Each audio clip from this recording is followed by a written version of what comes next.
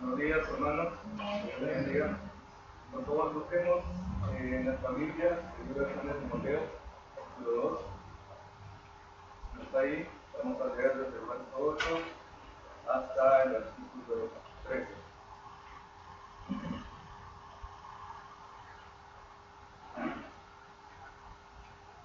Hemos encontrado todos, vamos a comenzar. Con la vista, por favor. La palabra de Dios dice así: acuérdate de Jesucristo, del linaje de David, resucitado de los muertos conforme a mi evangelio, en el cual sufro penalidades, hasta aflicciones a modo de malhechor, mas la palabra de Dios no está presa. Por tanto, todo lo soporto por amor de los escogidos, para que aquellos también obtengan la salvación que es en Cristo Jesús con gloria eterna. Palabra fiel es esta: si somos muertos con Él, también viviremos con Él. Si sufrimos, también reinaremos con Él.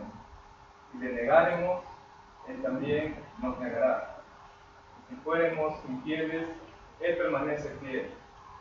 Él no puede negarse a sí mismo. Oremos juntos en esta mañana y que Dios sea glorificado en nuestras vidas. Padre, levanto, Señor, mi voz delante de ti para que seas tú obrando en nuestros corazones. Oh Dios, produce en nuestros corazones, Padre, el ver la necesidad, Señor, de ver a Cristo y de ver aquella gracia absoluta que, Señor, se revela para cada persona en esta tierra. Y gracias, Señor, también porque nos permites poder ver estas verdades, Señor, en tu palabra. Padre, haz la obra, Señor, que yo no puedo hacer. Haz la obra, Padre, que solamente tu Espíritu Santo es capaz, Señor, de mover cualquier corazón en la vida de mis hermanos y amigos, Padre. Y haz, Señor, lo que tengas que hacer, Señor, mostrándonos, Señor, la gloria del Evangelio y la necesidad, Señor, de poder volver a Cristo y de aferrarnos a Él, de anclar, Señor, nuestra vida en Jesucristo. Gracias, Señor, por todo. En nombre de Cristo Jesús, oro. Amén. Seguimos en nuestra serie viendo la naturaleza de Dios, respondiendo a la pregunta ¿quién es Dios? Y en esta oportunidad pues vamos a hablar mucho acerca de la fidelidad de Dios. La fidelidad de Dios es una de las más gloriosas perfecciones de nuestro Señor. La fidelidad de Dios está por muy encima de la comprensión finita del ser humano. Todo lo concerniente a Dios es vasto, grande e incomparable. Él nunca olvida ni falta a su palabra. Nunca lo pronuncia con alguna vacilación, ni tampoco nunca renuncia absolutamente a ella. La fidelidad de Dios es totalmente absoluta y podemos encontrar lo contrario a lo que es la fidelidad de Dios en este mundo. Vivimos en un mundo totalmente a lo contrario de lo que realmente es Dios. Por ejemplo, tenemos un cuadro donde hay muchos esposos que son infieles a su esposa. Vivimos en un cuadro donde los trabajadores son faltos de sus propias palabras frente a sus propias empresas. Vivimos también en un cuadro donde los padres renuncian a sus hijos y no cumplen el requerimiento que tienen ellos como padres. Vivimos en un mundo así. Y cada uno de nosotros lidiamos en medio de todo este mundo. Convivimos, permanecemos en el trabajo, en la casa, donde quiera que podamos estar. Pero en medio de todo ese cuadro hay un Dios fiel. Hay un Dios absolutamente fiel. Y sabe, esta carta de Timoteo, aunque nosotros podemos entenderlo con mucha comprensión al decir que es una carta dirigida para un hombre específico, como el caso de Timoteo, pero es una carta que ha sido expuesta a toda la iglesia. Y el entender lo que Timoteo y lo que Pablo está transmitiendo a la iglesia del Señor es sumamente, es glorioso. Porque esta parte que se pudo tomar para poder entender un poco acerca de la fidelidad de Dios es realmente extraordinaria. Para nosotros entender la fidelidad de Dios tenemos que ir primero a una base. Y entender la base fundamental básicamente nos va a poder entender lo que dice el texto específicamente. Vea conmigo, por favor, el versículo 8. Y dice, comienza el texto diciendo, acuérdate de quién, de Jesucristo. Después que Pablo viene dando instrucciones a Timoteo específicas. Timoteo, un hombre joven metido dentro del ministerio, teniendo una iglesia posiblemente a cargo. Y dentro de ese ambiente, Pablo estaba animando a Timoteo, dándole instrucciones del cual él necesitaba poder tener para poder dirigir su vida de aquí en adelante. Pero llega el versículo 8, el cual le dice, acuérdate de Jesucristo. Y déjame decirle algo, este es un modelo supremo de la fidelidad de Dios. Es decir, que se acuerde de Jesucristo es básicamente tener en mente o tener presente a la persona de Cristo. Y es algo que nosotros, yo quiero realmente mover su corazón al pensar que tenga presente a Cristo realmente. Y déjame decirle algo más, no es fácil tener a Cristo presente, o como dice el texto, acuérdate de Jesucristo. Porque todos lidiamos con diversas cosas. Seguro que usted ha venido en esta noche pensando en cosas de su familia, problemas cotidianos que usted tiene.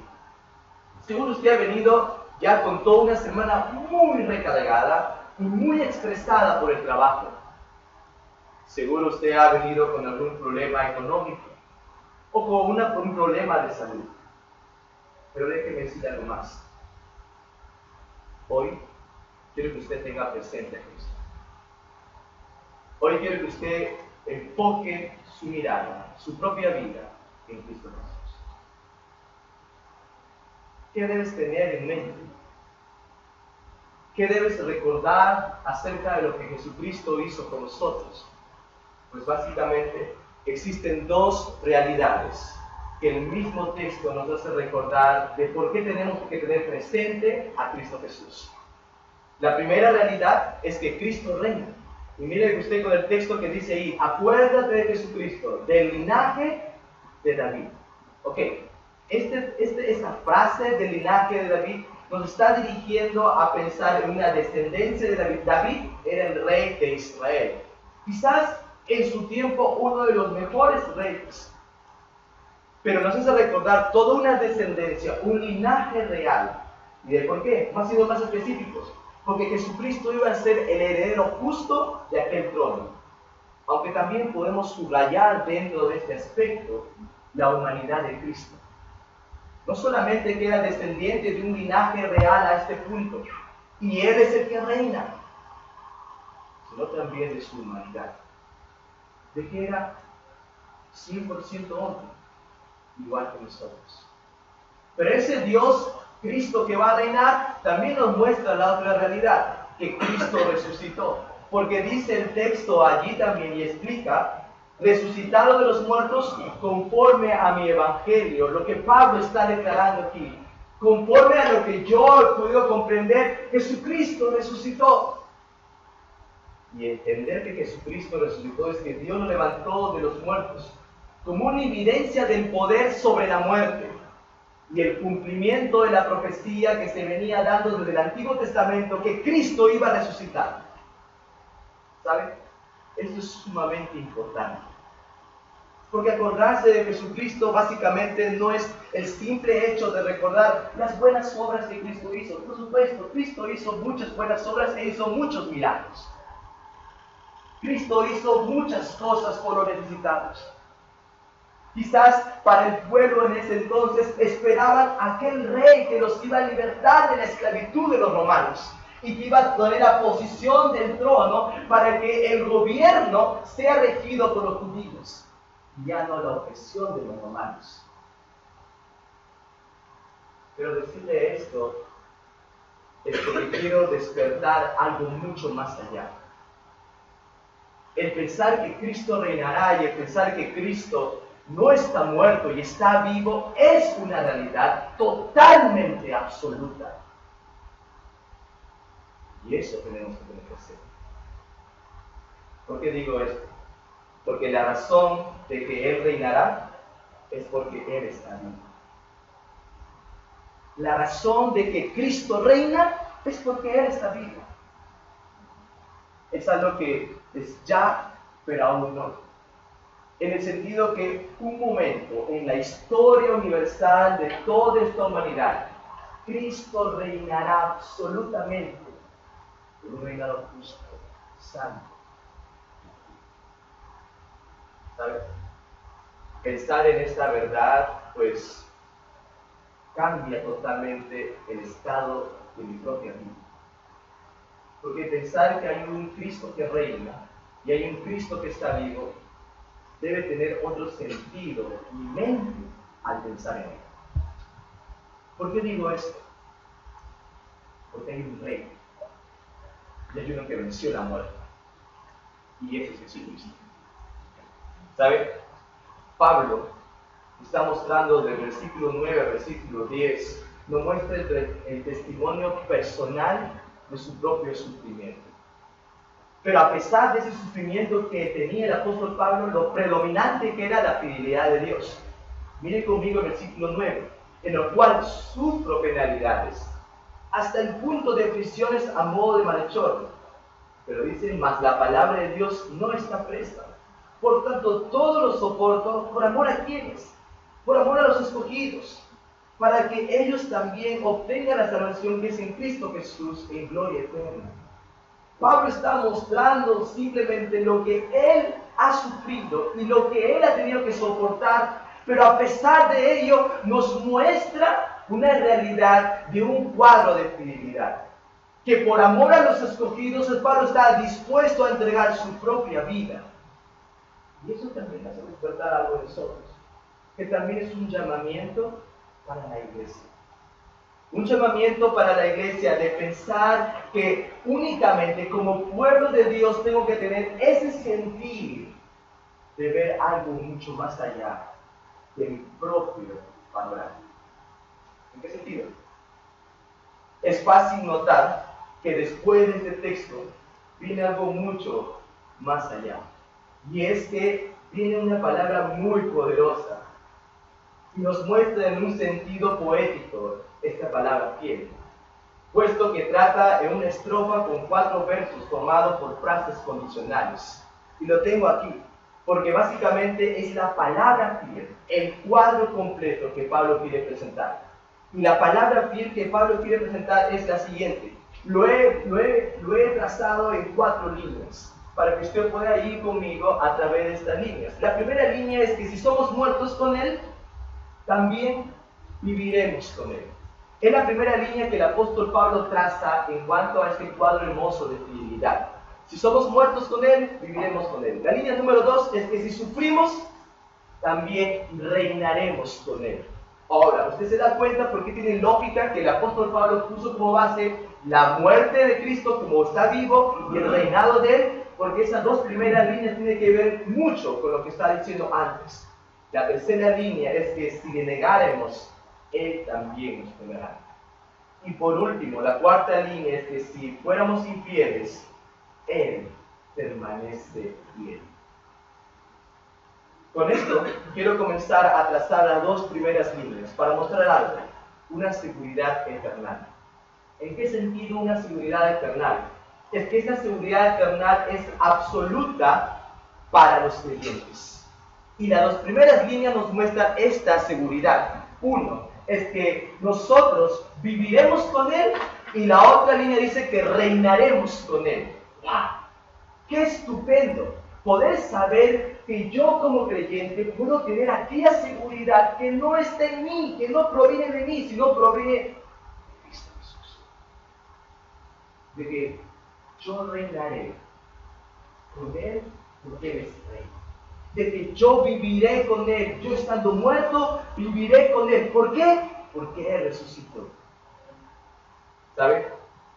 Esto nos expresa a pensar en la primera línea. Si somos muertos con Él, también viviremos con Él. Y esto quiere decir algo muy claro en cuanto a este aspecto. Esto nos quiere hablar en cuanto a mi unión con Cristo. Y cuando hablo de la unión con Cristo, hablo del corazón de la vida cristiana. Si usted quiere saber qué significa estar muerto en Cristo y vivo en Él, este es el corazón de la vida cristiana. El primer hombre, Adán, cometió pecado y cayó en el huerto de Edén. Por consecuencia de ello, todos estamos muertos en delitos y pecados. Pero algo muy interesante, que también dice que estamos muertos en nuestros delitos y pecados, pero por fe vamos a Cristo y en Él viviremos. Es el lado totalmente contrario a lo que nos muestra con claridad el Evangelio, de que muerto en Él, pecado por causa de Adán y toda una descendencia que hasta este punto es pecaminosa, pero llega en la historia de la humanidad Cristo para cumplir algo que nosotros no podemos cumplir. Y solamente Cristo con su vida pudo cumplir. Por eso que Romanos 6:8 nos declara básicamente casi la misma palabra que dice el apóstol Pablo. Él mismo escribiendo en Romanos dice, y si morimos con Cristo, creemos que también viviremos con Él. Si yo muero con Cristo, si yo realmente entiendo mi unidad con Cristo, viviré con Él. El saber que mi vida está condenada, el saber que yo realmente merezco el infierno, el saber que la paga de mi pecado es la muerte, me muestra otro cuadro maravilloso, muy aparte de Jesucristo. Y aquel cuadro maravilloso es que tenemos que vivir en Él. Pero la pregunta vendría a ser, ¿qué expresa realmente la palabra muertos en Él? Por fe, creemos que la muerte de Cristo tomó mi lugar de muerte al pecado en la cruz. Esto quiere decir que por Cristo tenemos no solo la libertad del pecado, sino la liberación del dominio del pecado en nuestras vidas. ¡Wow! Es decir, ¿qué ocurre con mi pecado? ¿Qué pasa con aquel pecado que yo por tantos años en mi propia vida he ido llevando desde vez? ¿Sabes lo que ocurre? Todos mis pecados, Jesucristo los carga sobre Él, son puestos sobre Él, para que su justicia sea imputada en mí. Es decir, yo siendo totalmente injusto, merezco pagar la paga del propio pecado, pero Jesucristo tomó mi lugar en la cruz y Él cargó sobre sí mis propios pecados. ¿Para qué? Para que yo tenga la libertad del pecado y aquella liberación del dominio del pecado en mi propia vida. Este cuadro de un morir y resucitar con Cristo es maravilloso. El saber que no hay ninguna condenación para los que están en Cristo Jesús. Pero surge una pregunta, y la pregunta es lógica, de cierto modo. ¿Cómo un Dios que me va a dar una nueva vida en Cristo permite que aún todavía yo siga pecando? Permite que aún todavía yo lidie con tantas cosas en esta vida y en esta tierra. Lo primero que tengo que decir es lo siguiente, es que tu unión en Cristo es completa. Es completa. Y no necesitas añadir algo más a lo que está en Jesucristo. Acabamos de cantar juntos aquel coro de decir completo en Cristo, completo en ti. El saber que estoy santificado, no por causa mía, sino por causa de Cristo. El saber que estoy justificado, no por causa mía, sino por causa de Cristo. El saber que mi vida está redimida, no por causa mía, sino por causa de Cristo. Es unión. Y mi unión es completa y no necesito yo añadir algo más fuera de aquello. Pero tristemente, el hombre siempre busca algo fuera de Dios. La tendencia común del hombre siempre es buscar algo fuera de Dios mismo. Y saben, en muchas cosas que yo he podido buscar, he encontrado tres en esta oportunidad. La primera y la segunda tienen que ver mucho en común, y una tercera que con normalidad nosotros diríamos. La primera es la religión. Pensamos que la religión es aquel complemento que me puede dar aquella unión en Cristo Jesús. Pensando que mis obras son en absoluto lo que puedo yo encontrar, aquel complemento que mi vida necesita.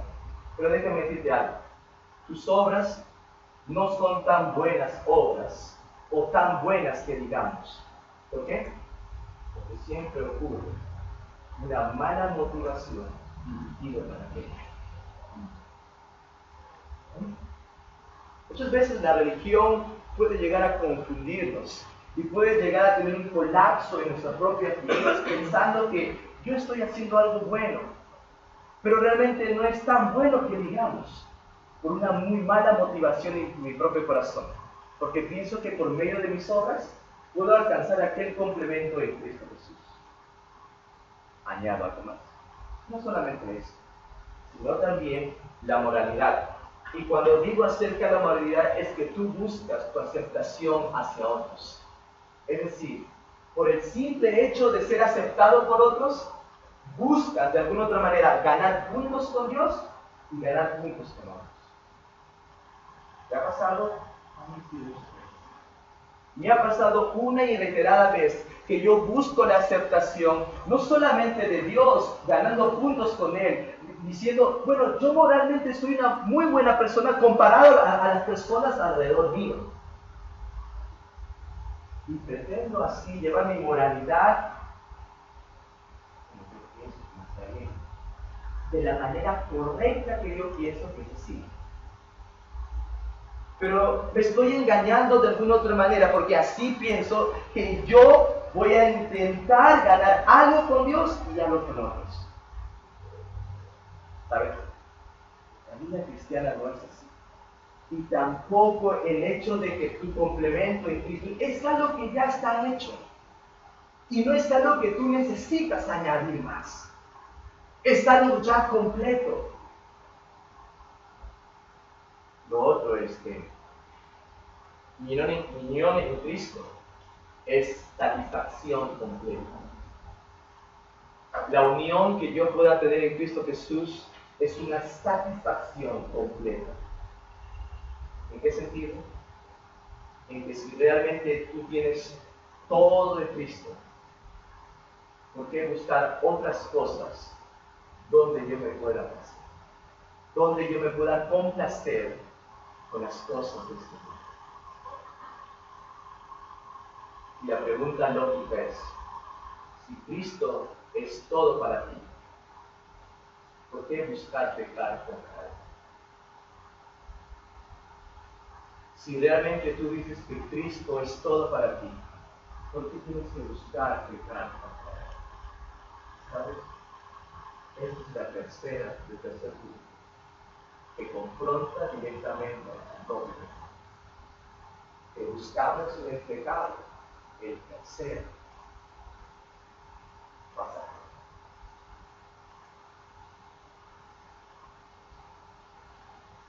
Y termino diciéndote, no vives una vida plena, no por culpa de Cristo, sino por causa de Cristo. Porque en Cristo estamos completos. Pero muchas veces nosotros buscamos algo fuera de Él para realmente entender realmente la realidad de Dios. Línea 2, entendemos que si sufrimos, también reinaremos con Él. Y esta es la segunda parte de aquella base fundamental. Porque esta seguridad del creyente no surge de lo que el hombre puede hacer, sino surge de lo que ya Cristo hizo. Y esta verdad de si sufrimos es mantenerse firme con paciencia en medio de problemas o aflicciones. Déjame decirte algo. Si tú eres creyente en Cristo Jesús, vas a pasar pruebas. Y si tú no lo ves así, bienvenido a la vida cristiana. Bienvenido a la vida cristiana. Vamos a pasar pruebas, diversas pruebas, si realmente eres de Cristo. Pero existe otra realidad. Saber que Cristo venció la muerte es un estímulo para alguien que está sufriendo. ¿Por qué? ¿Por qué? Porque saber que si Cristo venció la muerte es un estímulo para mí que yo estoy sufriendo. Porque realmente su muerte, su vida, la resurrección tiene un sentido muy claro. Yo sé que algún día todo esto acabará y todo terminará. Pero no queda ahí. Porque uno puede decir que mientras que yo esté en la tierra, parece ser que estoy sufriendo mucho, mucho, y Dios no es tan fiel conmigo. Una pregunta muy clara al decir esto. ¿Podrá decir alguien aquí que sufrió tanto como sufrió el apóstol Pablo? Porque, ¿saben? Pablo escribió este texto. Y Pablo dijo, palabra fiel es esta, de que si morimos con Él viviremos. Que si sufrimos, con Él reinaremos. Y si Pablo escribió esto, yo me hago la pregunta, ¿habrá alguien en esta tierra que sufrió tal igual como sufrió el apóstol Pablo? ¿Sabes? El apóstol Pablo estuvo a punto de morir. Fue azotado muchas veces, náufrago, pasó desnudez, peligros de muerte, azotado, apedreado, perseguido, una y sin número de veces. ¿Y sabes? Pensar en esta realidad es también pensar en aquellos que están fuera de nuestro propio panorama, de nuestra propia vista. ¿Sabes cuánta gente hay aquí en estos momentos, en este tiempo, día domingo, quizás reuniéndose cristianos en sótanos, encubiertamente, donde no tienen la libertad que nosotros tenemos, donde al salir a la calle siempre están pensando que alguien está persiguiendo porque prontamente pueden morir? Pensar en eso es pensar, ¿realmente yo estoy sufriendo? O quizás he sufrido o sufro tanto como el apóstol Pablo sufrió. ¿Sabes? Un devocional en esta mañana toqué una frase a decir esto. Si hoy estás viviendo dolor y si no entiendes la circunstancia de tu vida, echa mano al recuerdo de la persona de Cristo, porque Él es quien te sostiene. ¿Sabes por qué? Porque eso significa acordarse de Cristo Jesús. Y un texto maravilloso que nos ayuda a pensar esto es Hebreos 4:15. Porque dice, porque no tenemos un sumo sacerdote, y ese es Cristo. No tenemos un sumo sacerdote que no pueda compadecerse de nuestras debilidades, sino uno que fue tentado, probado en todo según nuestra semejanza. Pero concluye el texto diciendo, pero sin pecado. Sin pecado. Totalmente sin pecado. Y sabes, este texto te quiero mostrar para que tú puedas entender que hay realmente detrás de tu sufrimiento que tú puedas estar pasando en esta tierra, hay realmente algo mucho más allá. La tendencia del hombre, y comúnmente yo me incluyo dentro de ello, es meterme y centrar toda mi vida en el sufrimiento o dolor que yo estoy pasando. Pero yo no miro más allá del sufrimiento de lo que yo pueda pasar. Es por eso que el apóstol Pablo nos está confirmando que si sufrimos, reinaremos con Él. ¿Y qué sentido tiene que ver esto? ¿Qué sentido tiene que ver Hebreos al decirme que Dios se compadece de mi debilidad? Porque Él fue probado en todo, según nuestra semejanza. Pero termina diciendo algo muy claro, al decir que fue probado en todo, fue tentado en todo, pero sin pecado. ¿Qué quiere decir esto? Mi reinado con Él es claro y justo. No porque yo deje de pecar en mis pruebas, porque déjame decir algo, es probable que usted peque en medio de las pruebas, en medio de una situación difícil. No debería hacerlo, pero normalmente pasa y ocurre. Mi reinado con Él es claro y justo, solo por su justicia, y no por la misma, no por la mía. ¿Por qué? Porque Cristo sabe que yo soy débil, que yo soy incapaz, que yo no puedo, que mi tendencia común siempre es el pecado. Por eso fue a la cruz, sin pecado, para que en mí se imputara su justicia y así reinar con Él por la eternidad. Porque el hecho de que Jesucristo fue a la cruz sin pecado tiene una connotación totalmente distinta a toda la realidad universal de este mundo.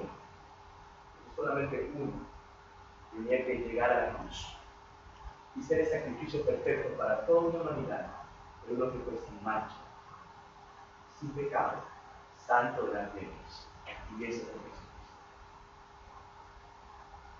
Y reinado con Él tiene un sentido totalmente distinto, porque la realidad lo hace distinto a Jesucristo. Dentro de este panorama ya hemos visto las dos primeras líneas, pero surge algo crucial, algo distintivo a este punto. ¿Por qué digo esto? Porque dentro del versículo ya 12 y 13 ocurre una distinción. Y esta distinción se muestra a través de la tercera línea. Es que si le negáremos, Él también nos negará. ¿De qué está hablando el apóstol Pablo en esta tercera línea? Es decir, que si yo le niego, Él también me va a negar. ¿Qué es lo que el apóstol Pablo quiere decir realmente aquí? ¿Para quién va dirigido estas palabras? ¿Es realmente un creyente? ¿Es la expresión de un creyente que va a negar a Dios y Dios le va a negar? ¿O es la expresión de uno que no conoce a Cristo y que va a negar y que Dios lo negó? ¿Saben? Esto consiste en una negación permanente y decisiva. ¿En qué sentido? Tampoco quiero que ustedes puedan confundir con un momento de desliz temporal que el apóstol Pedro sufrió. Y él, siendo creyente verdadero, sufrió una negación. ¿Ustedes recuerdan? Pedro negó a Dios. Y Dios le dijo claramente, el gallo va a cantar y tú me vas a negar. Y Pedro dijo, no, Señor, ¿cómo yo voy a negarte? Señor, yo te voy a seguir hasta la muerte. Yo voy a estar allí. Pero Pedro negó. Pero también dentro de este cuadro hubo alguien también que estuvo caminando con Jesús también los 3 años. Y estuvo en los momentos de comida, en los momentos de caminata, en los momentos de predicación, en los momentos de sanidad, en cada momento. Ese fue Judas. Y Judas es el otro lado contrario de Pedro. Porque Judas, aunque traicionó al Señor Jesucristo y lo vendió para que Él tomara aquel lugar en la cruz, que fuera muerto por los romanos, también sufrió aquella negación. Pero ambos casos son totalmente distintos. Porque Pedro negó y con un remordimiento muy profundo en su corazón, ¿qué es lo que hizo? Se arrepintió. Por eso que dije que es un desliz temporal de lo que el apóstol Pedro pasó, porque mostró la realidad que era un verdadero creyente. Pero ¿qué pasó con Judas? Mire, ambos caminaron por Jesucristo 3 años. Ambos vivieron, comieron, durmieron con Él 3 años de su ministerio.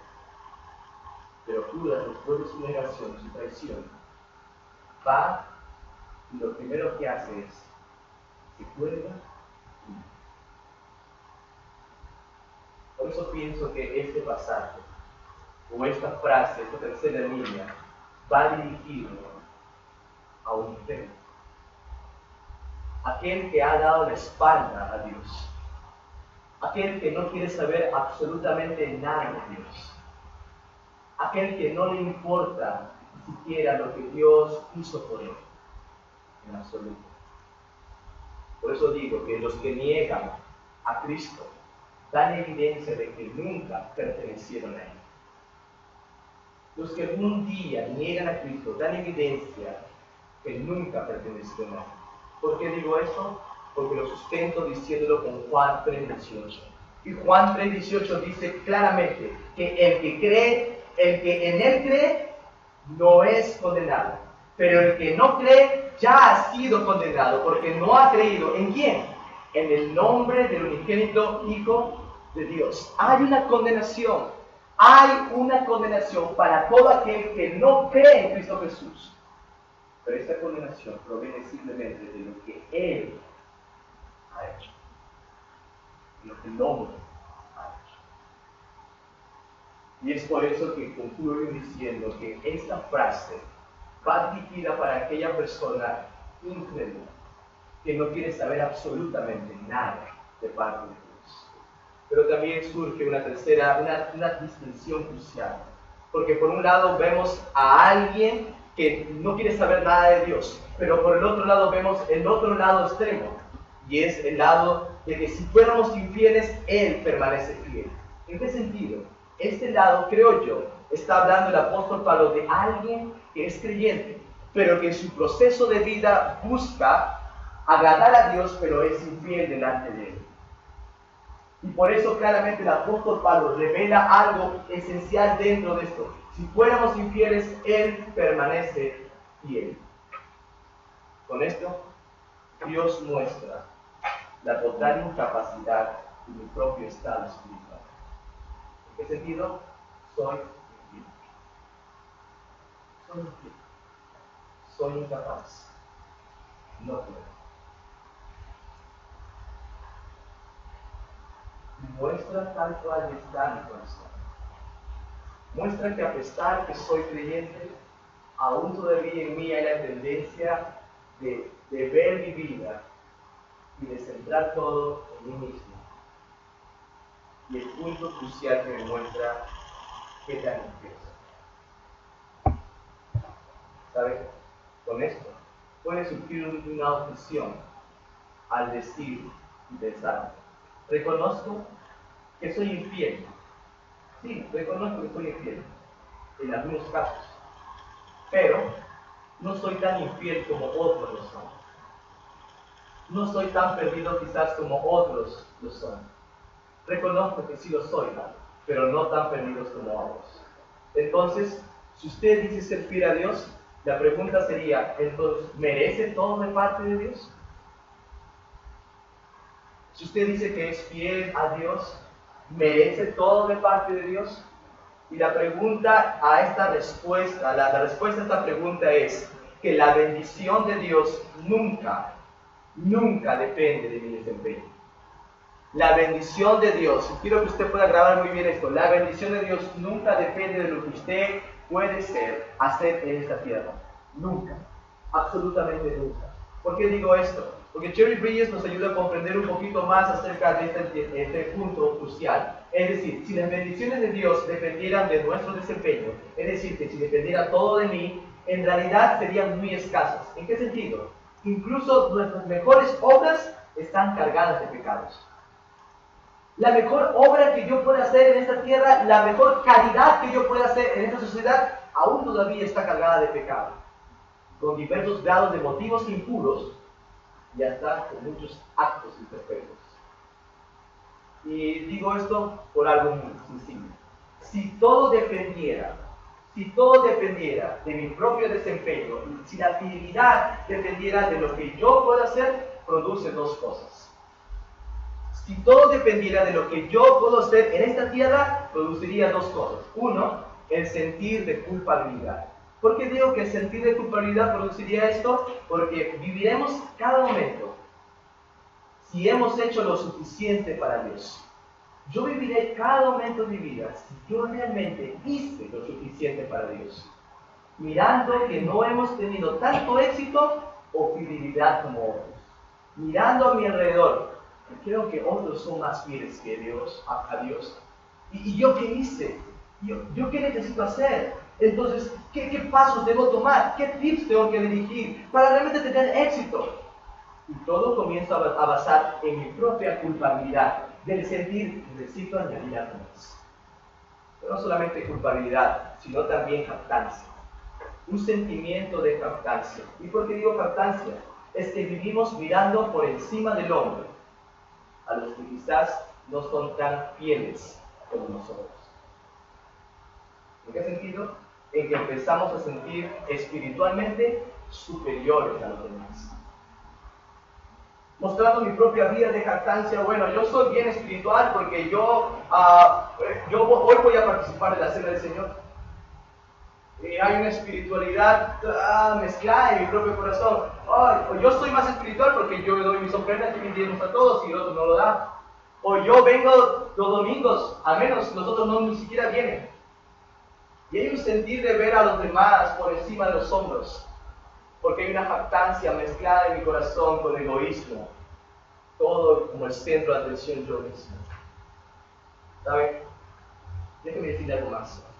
Nuestra fidelidad vale. No estoy diciendo que seamos infieles, sino que nuestra fidelidad vale, pero vale como testimonio de lo que Dios hizo por ti. De lo que Dios hizo por ti. Así que no te sorprendas, y quiero dejar muy claro esto, no te sorprendas que la persona más fiel puede en un momento de su vida ser infiel. o como que la persona más infiel puede llegar a ser fiel delante de Dios. Bajo todo este enunciado que he puesto, comprueba que ambos, en nosotros hay una total incapacidad de poder ser fieles delante de Dios y somos infieles. Pero déjenme decir algo más. Todo lo que podamos decir respecto a esto, que todo lo que podamos recibir de parte de Dios, no es por algún mérito alguno. No es porque yo hice algo y Dios me lo dio. No. Todo es gracia. Todo es gracia. Absolutamente gracia. Desde lo más grande que he podido recibir hasta lo más pequeño que yo he podido recibir, es absolutamente gracia. Gracia. Y con esto quiero ir terminando para poder mostrarte que la gracia de Dios es absoluta, por más que yo sea infiel. La gracia de Dios es absoluta, por más que yo sea infiel. Porque me dice la palabra de Dios que si yo soy infiel, ¿quién permanece fiel? Dios mismo. Eso es gracia. Porque de parte de Dios yo merezco recibir algo totalmente distinto a lo que mi propia vida está reflejando. Pero Dios me dice que es fiel. Y la fidelidad de Dios nos muestra a través de este modelo supremo de fidelidad de Dios. ¿En qué sentido? En que termina el texto allí en Timoteo diciendo, Él no puede negarse a sí mismo. Él no puede negarse a sí mismo. No puede negarse a sí mismo porque se estaría negando contra su propia naturaleza. Entonces la pregunta clásica diría, ¿dónde radica la fidelidad de Dios? ¿Dónde radica la fidelidad de Dios? Y la respuesta es, no es en nosotros o por nosotros, no lo es, sino en la misma persona de Él. Porque Dios no deja de ser Dios por más que yo soy infiel delante de Él. ¿Sabes? Quiero llevarte al punto de decir que no enfoques tu vida. No enfoques tu vida en tu propio desempeño, olvidando la gracia de Dios. Aquel favor inmerecido de Dios para nosotros, que solo merecemos algo, merecemos su vida. Merecemos la ira de parte de Dios. Pero Dios está aquí, que pone su gracia a tu alcance, para que solamente tú lo puedas tomar y decir, Dios, he buscado por todo el mundo poder complacer mi corazón con cosas alrededor mía, pero no encuentro nada que me satisfaga, sino solamente tú. Encontrar eso es encontrar la gracia absoluta de Dios, ese cuadro de tu vida. Y amigo, si tú nos estás gritando en esta mañana, quiero decirte algo. Dios es fiel contigo. ¿Por qué? Porque tiene quizás lo que otros no tienen. Y si Dios te da vida aún todavía en esta tierra, es para que puedas ver su gracia. Aquella gracia que pueda alcanzar tu corazón y que pueda hacerte una nueva criatura en Él. Si tú quieres reinar con Él y tú quieres vivir con Él, ten presente. Porque Cristo es todo, pero tu vida necesita. Y fuera de Él no podemos alcanzar absolutamente. Puedes cerrar tus ojos, por favor, e inclinar tus rostros. Vamos a terminar en este momento en un tiempo de reflexión de lo que Dios está haciendo en tu vida. Mira, realmente nuestro deseo pastoral es poder ayudarte a ti a tomar el siguiente paso espiritual en tu propio corazón. Si tú realmente después deseas comunicarlo con nosotros y hablarlo personalmente o hablarlo una semana, estamos dispuestos a hacerlo. Porque ya te das cuenta y dices, necesito a Cristo. Y yo no sé cómo puedo tener a Cristo en ti. Esa es la oportunidad de guía de Cristo.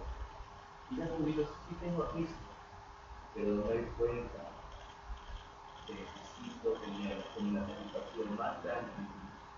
La gracia de Dios está ahí. No está lejos.